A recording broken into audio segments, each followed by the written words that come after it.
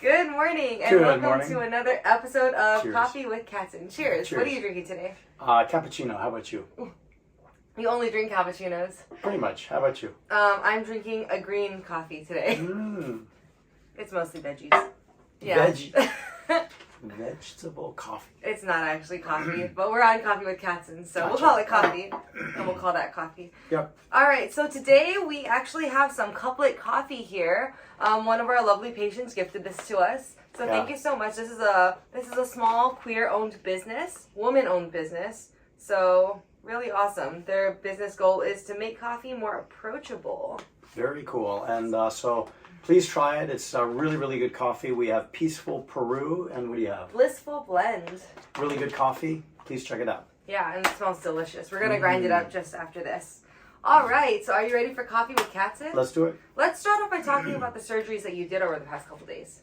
Yeah, so yesterday, sort of to rewind, we had a patient who wanted sort of what's called a reverse BBL. She had previously had a BBL, and she had silicone placed, and she had a buttock that was too big. So we reduced the buttock, and the primary goal of that was actually to remove the silicone. And fortunately, all her symptoms went away. It was a closed technique, it was the suction technique. And then we came back yesterday to make her buttock even smaller because her buttock was still too big in proportion with the rest of her body. So we just trimmed it down, getting rid of just more fat and scar tissue. She still has like amazing proportions. Yeah. Yeah, and it's not like she needs any type of reconstruction after this. I don't think so. Awesome. So that was actually case number two. Our first And case. the case before that was a patient who had had previous surgeries with me, namely tummy tuck, breast lift, breast augmentation, arm reduction, forearm reduction, a facelift of sorts, laser to the face, a back lift, horizontal back lift, and then she presented for maybe the final surgery, a thigh lift, thigh reduction with calf reduction. So in her surgery, the incision went from the groin to the knee down to the ankles. And we got rid of a lot of skin, and I saw her this morning, and she looks really good. A little bit of pain as to be expected, but nice skinny thighs now. And she's 80 years old. 80 years old. 80 years old, or 80 years Wow. young, we should say now. 80 years, yeah, yes. Yeah, Wow, so that's amazing. pretty good. And, she's, most important take-home message maybe for that is, if you're healthy, age is not really a factor. It's more your health than your age. Uh-huh. Wow, okay. Very cool. A lot of people don't understand that, and they ask you, what's the age limit for your surgeries? Yeah. So They think, maybe if I'm over 45, I can't have plastic surgery. Or is it 55? Or is it 60? Or is it 65? Or 75? Or 80? 80 is not my oldest patient. We have a patient who was 84, and we did a tummy tuck on him, and he looked fantastic. But 84 has been my age max, but there is no max. It's more of a health max. And as humans get older and older, I think we'll be doing plastic surgery on older and older healthy patients. yeah, and most importantly, this patient has always come back because she always feels so good after her plastic surgeries. Yeah. And it's really exciting to see your patients, very happy with their results. Yeah. Even at that young old age, it's like they really are enjoying it and they're making the most of it. So that's really fun. Absolutely. All right. Great. And let's see, what advice would you give to someone considering plastic surgery after massive weight loss? This is one of our audience questions. Yeah, so, when you lose the weight, that's maybe part one of the problem. Okay, so I highly encourage you to lose weight. It's better for your health. You're going to live longer. If you don't do it for yourself, do it for your family and the people around you. But definitely lose weight. Once you've lost the weight, a lot of that skin's going to snap back. But sometimes not all of it. So that's where I come in sort of part two to take care of that hanging area. Maybe it's the tummy, maybe it's the thighs, the back, the breast, the arms, the face, whatever it may be, we can usually take care of it. Maybe not in one surgery, but maybe you need 2 or 3 surgeries. Most important, lose the weight first, and then once your weight is plateaued, and it will plateau, then have it plateau for about 3 months, and then you're ready for plastic surgery. I have some patients come to me even before their weight loss and go, okay, what plastic surgery am I going to need? I go, I don't know, because you got to lose the weight first. So lose the weight first, see what your body does, see how it bounces back, and then we can do the plastic surgery.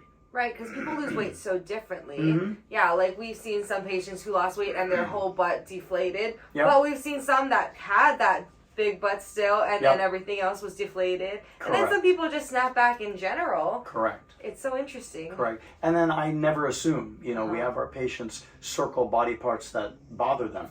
And I would assume with a 250, 300 pound weight loss, certain areas would bother patients. Maybe the tummy would bother them more. But I always ask my patients, okay, of all these areas, what bothers you the most? And on some patients, it's the tummy. Some patients, it's the thighs. Some patients, it's the arms. So typically, we orient our first surgery around what bothers them the most first. Mm-hmm. And that makes the most sense. Yeah. Yeah, priority. Yeah, so typically it's the tummy. Typically it's the tummy, hips, and backside, and that's what we do the majority of the time. However, there have been some patients in my office who want the arms done first. Mm-hmm. And I'll go, why do you want the arms done first? And that patient was a teacher, and she's up at the blackboard, or what are they? They're not blackboards now, they are... I know what you're... Those white screens that you... The white screens, yeah, the digital screens. Yeah. Yeah. Oh, we're so out of touch. But she's up there and all the kids are looking at her arms, so she wanted her arms done first. So to me that made total sense. So we did her arms first, and then once she healed from that, then we continued on with the body. So we orient the surgeries a lot of the time to what bothers the patient most first. Mm-hmm. So you definitely tailor these surgeries. Get it? Tailor. Yeah. But I'm pumped. Too early for you. That's okay. Have some more coffee. Yeah, I know. You should have coffee. Maybe you should have some more coffee. Vegetables. This is really strong today. Oh, okay. Yeah, since when are you not recommending vegetables? Oh, no. Teasing you about your vegetable coffee. Okay. Are coffee, beans, vegetables? I guess they are. Huh. So really, coffee or veggie drinks? Coffee's a veg... So we're both drinking veggie drinks. Everyone that drinks coffee is a vegetarian unless they put milk in it. Yeah. Still doesn't make them a vegetarian. Anyway, what would you recommend for a child who is overweight or obese? A child. Well, I think physical activity is very important. I think with this, digital age, COVID and everything, people aren't getting outside and exercising like they used to. So I think exercise as part of any childhood and adulthood too is very important. So get your kid out there, get them engaged, and remember that course in high school, phys ed, PE. Get out there, get engaged, be active. That's part one. And then part two, you got to realize you or your child cannot eat the thing if it's not in your house. Right. So don't even bring it into your house. Do you think this is a mainly American problem? Not necessarily an American problem. I think it's access to food.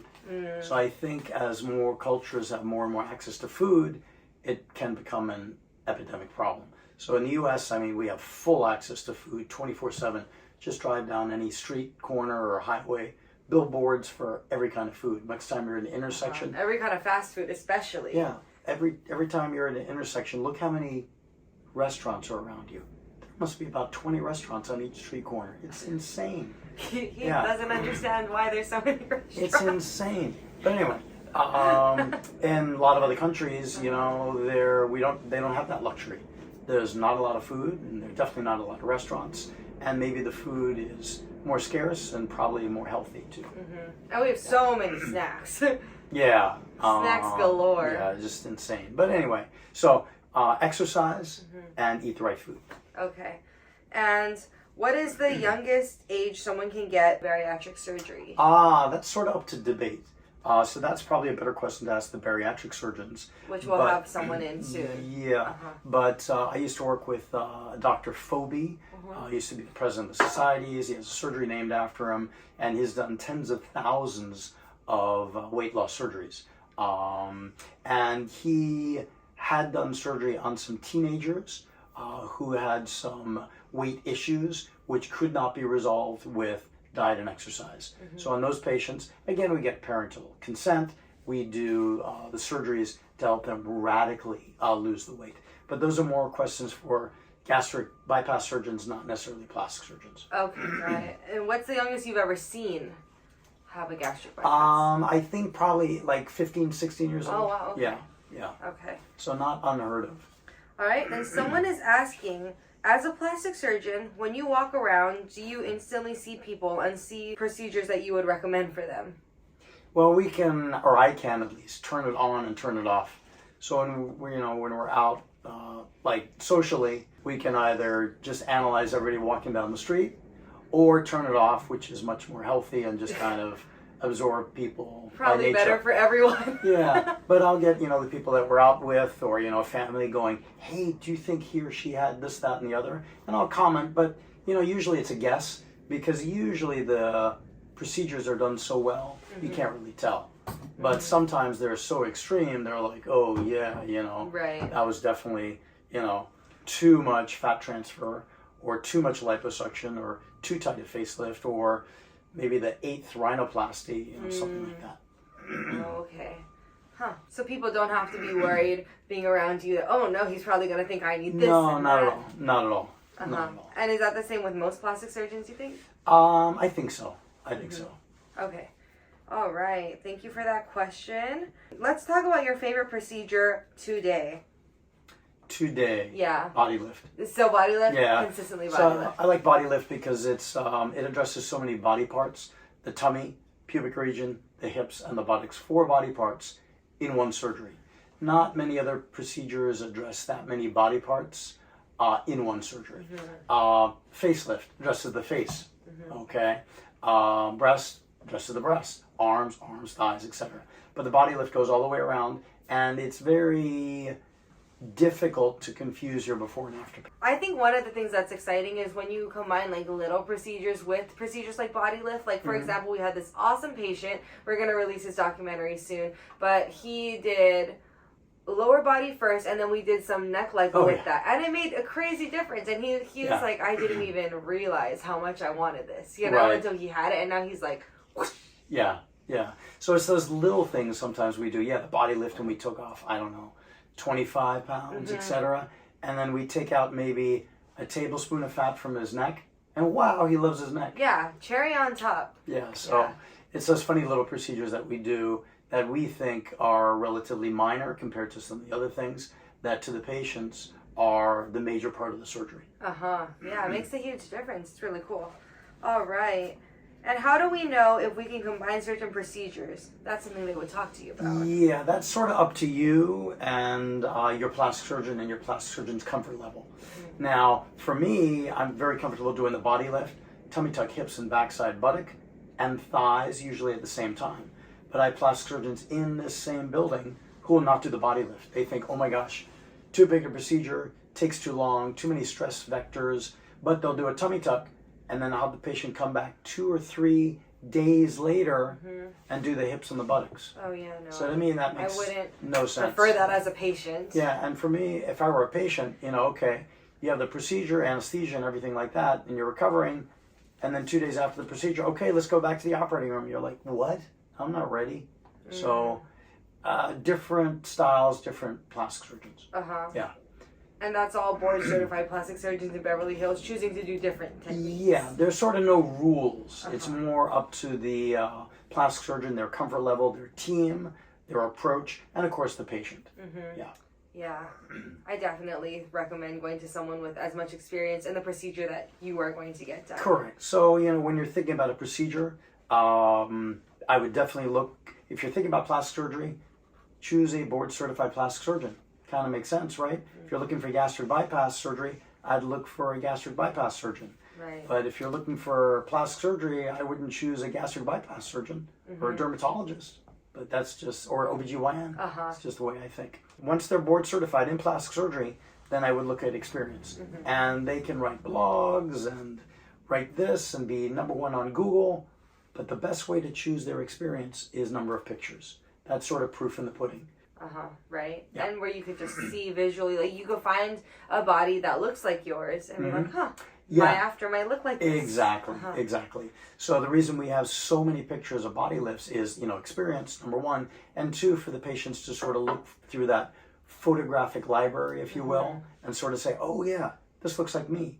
And oh yeah, this is what I could look like after the surgery. Yeah, and almost every day you have a patient saying, hey, do you have an arm that looks like mine? Like, oh yeah, we have like 20,000. Yeah. And the reason we have so many pictures too is I used to get comments from patients, oh, Dr. Katzen, you've never seen a body like mine because mine's totally different. and I've never seen anybody with a body like mine after weight loss. I'm like, yeah, I have, and here are 10 patients with a body lift just like your body, and this is what they look like after.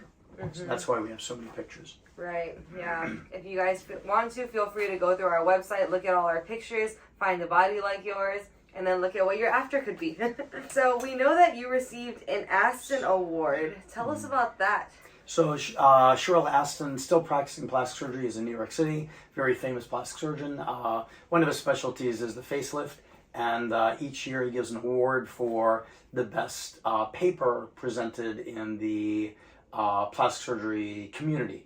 And that paper was for a study we did on combining facelifts with lasering at the same time. And the theory was, well, if you do the facelift, it jeopardizes the skin at the edge. And if you do lasering on top, the laser attacks the skin from the top, and the facelift attacks the skin from the bottom, and that could lead to skin jeopardy. So we proved scientifically that it's probably not a good idea to combine those procedures at the same time. Okay. Well, congratulations on that award. Thank you, thank you. Has it impacted your career in any way? Yeah, I don't combine, lasering and the facelifts, and most plastic surgeons do not combine those at the same time. Okay, great. And do you plan on winning any other awards soon? I'd like to, but it's pretty competitive out there. What award would you like to win? Best Father Award. Oh. Yeah. Let me write that one down. Best. Okay, well, we'll try to get you that award. Try to I'll try to convince your daughters. Vote down here. And you work with organizations such as WLSFA, which is the Weight Loss Surgery Foundation of America. Perfect. Yeah. Can you tell us about that? Yeah, so they've been around for, I think probably about 15 years. I may be wrong on that. And they're a large community of people dedicated to help patients lose weight, whether it's diet and exercise or with surgery. And they're a great community for support, both before the surgery, during the surgery, and after the surgery. And what I provide for their community is the options of reconstructive plastic surgery after their weight loss. And we've lectured many times with them, been in many different states lecturing to their audience and telling them the opportunities of what plastic surgery can offer them after weight loss. They used to find a needy person who has been committed to weight loss, lost a lot of weight, but maybe didn't have the financial capability to afford some of these reconstructive plastic surgeries. So every year they would select one person, and then they would introduce that patient to a plastic surgeon, and if the conditions were right in terms of if the patient was healthy and able to tolerate some of these procedures, the plastic surgeon would donate their time and efforts to do their reconstructive surgery. Wow. Yeah. And you've done that. Yeah. I remember we interviewed one of your patients last year in Vegas about that. What advancements in plastic surgery are you most excited about in the near future? Yeah, so there's a lot of movement to become less and less invasive with plastic surgery. No one really wants a scar. So we try to do things with less and less scar. Unfortunately, the only way right now to get rid of skin is by excising or cutting out or removing the skin. So I think as plastic surgery goes along, it'll become less invasive. I think we'll be able to melt fat from the outside pretty soon. It'll be like an ultrasound. So you'll have a probe on the outside, and it'll go through the skin, and then it'll melt fat on the inside safely. It'll be controllable. You'll be able to choose a power level. Ideally it should be done by doctors in a controlled setting. But I think that's probably the future. And how would that drain? You would have to just work it off, or? I think your body would absorb it, just like when your body burns fat. Okay. What does it do when it burns fat? It burns. It's got to absorb it somehow. And absorbs. So your body must absorb it. So maybe we'll dial into the way it melts the fat, right, or burns the fat, and then your body will absorb it. Well, when you're burning fat, are the fat cells shrinking, or are they, because they're not disappearing, right? They're shrinking. They're shrinking. They're shrinking. So would this make them shrink, or would this make them, they wouldn't disappear, right? Well, ideally you could shrink them down. That'd be fine. Yeah. Okay. But with liposuction, you're actually removing them and throwing them away. Gone. So that will probably always be like the standard best long-term option, you think? Probably. Okay. But, maybe not. And then maybe, stem cells are also a huge advancement. Stem cells, basically, we take your blood, we find the primitive stem cell inside the red blood cell, and that can grow pretty much anything. It can grow bone and skin and muscle, and then maybe even complex organ parts too. So that's a huge advancement for the future too. So what are we using it for in plastic surgery exactly? For plastic surgery, we're using it to alleviate a lot of pain in joints, like elbow joints, arthritis, knees. We also use it to rejuvenate the skin. When we do PRP, plasma-rich protein, we're injecting stem cells into the face to ideally rejuvenate the face. Okay, cool. So stem cells are a huge advancement. Huge. Wow. Yeah. And do you use that a lot with your patients? We did it yesterday on the face to rejuvenate this lady's face to ideally get it smoother. Also another huge advancement, and they did one like last week where they did in utero inside mom's tummy surgery. So they did cardiothoracic surgery on this baby that was inside mom. So I think in the future too, plastic surgeons will be able to go in and fix congenital defects, cleft lips, cleft palates, things like that, maybe ear deformities in utero. The benefit of that is babies inside the womb heal up tremendously, much, much better than they do on the outside. Probably something in the embryonic fluid that speeds up wound healing. Wow. Yeah, okay. so I think that'll be huge advancements in the future. Wow, that's crazy. But, they did it last week, so it's not that far off. Wow. That is exciting. Let's see. And so you are the president of the American Society of Bariatric Plastic Surgeons. Yeah. Cool. Yeah. What does that mean? What does that mean? So it's an organization of plastic surgeons who are dedicated to reconstructive plastic surgery after weight loss. So it's a community of plastic surgeons that sort of get together and we sort of meet and we say, okay, what's your approach to doing the arm lift? Well, my approach is I always do liposuction. Some of the plastic surgeons don't like doing liposuction, and I always try to convince them, you should do liposuction. They always try to convince me not to do liposuction. So it's basically just comparing sort of the way I do it, tips and pearls advice from me to others on what I think they should do, and they also feed back to me what they are doing and telling me how I can make my results even better. Yeah, that's important to talk to other professionals, experts about things. So that in you the guys same field. Right. Sure. So you guys are just bettering each other all the time. Compare the notes. Yes. Yeah. All right. What's the most common misconception about silicone injections removal?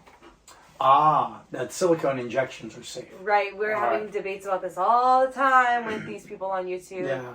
It's not even a debate. It's just their mindset. They're convinced that, silicone injections are perfectly safe. I didn't have any problems, or my friend doesn't have any problems.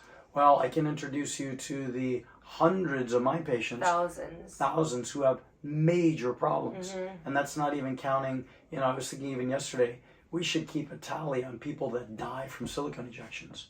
It's not just one or two, it's a lot. Yeah. Even just a couple of weeks ago, that patient who wanted to look like Kim Kardashian, I forget her name.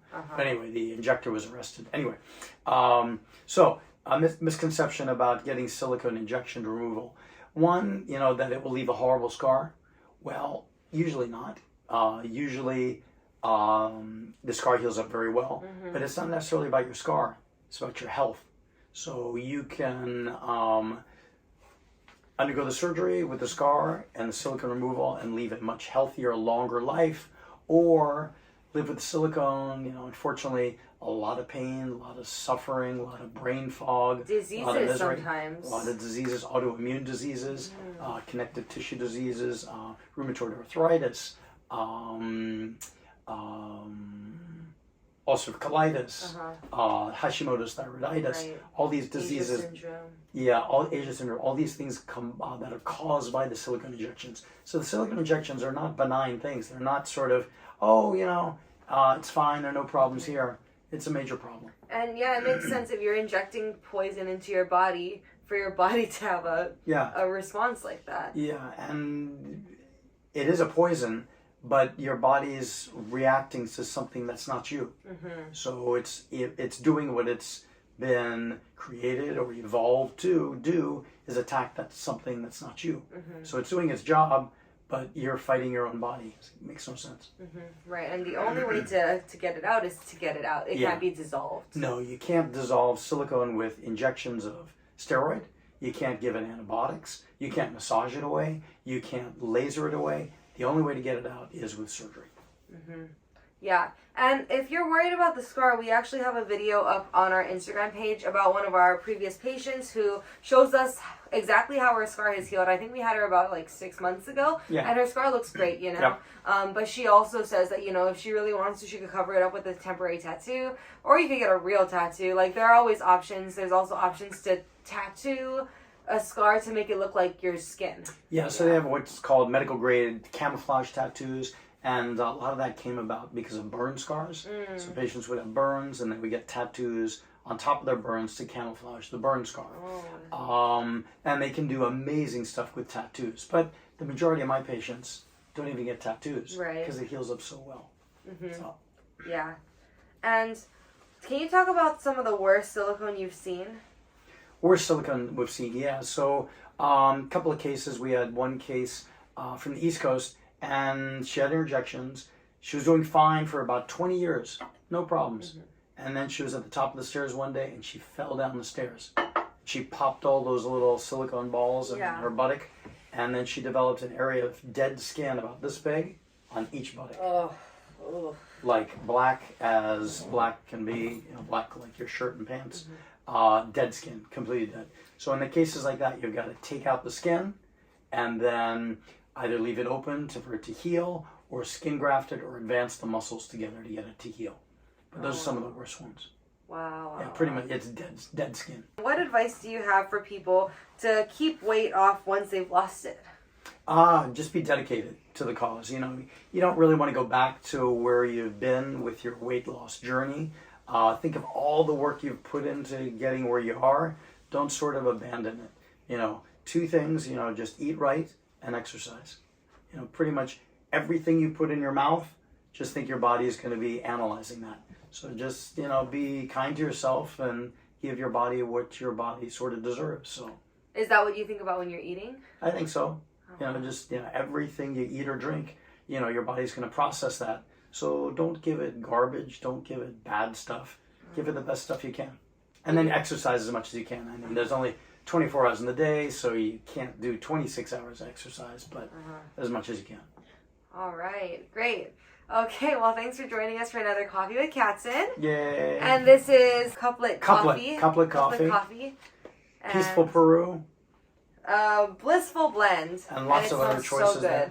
So please support small businesses. And, All right, have a great day. Thank you.